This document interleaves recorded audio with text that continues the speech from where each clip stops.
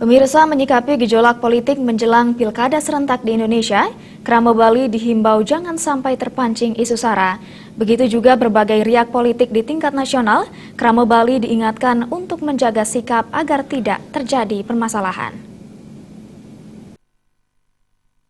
Juru Komang Suparmi mengatakan, menghadapi berbagai tantangan dalam kehidupan saat ini, banyak potensi masalah bisa datang dari berbagai aspek.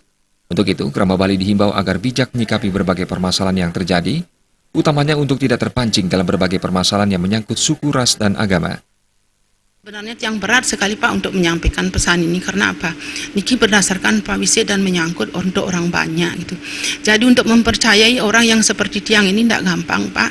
Makanya tiang rawuh meriki, tiang niki hanya ingin menyampaikan. Seandainya pesan niki diterima tiang matur semua yang tidak juga tiang ten kenapi.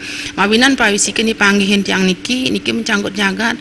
Secara spiritual, Krama Bali juga diingatkan untuk terus melaksanakan serada bakti kepada Sang Pencipta. Selain penguatan diri dalam menjalankan ajaran agama, berbagai ritual upacara agama Hindu di Bali juga bisa dilaksanakan agar terhindar dari berbagai mara bahaya. Yang umpami yakini umpami canang sari gitu umpami ngahang toyanya ribut yang guru kan tan kenapi yang penting ikhlas kan. Yang margine di kadi pawise berarti kan nganggen pejadi kan.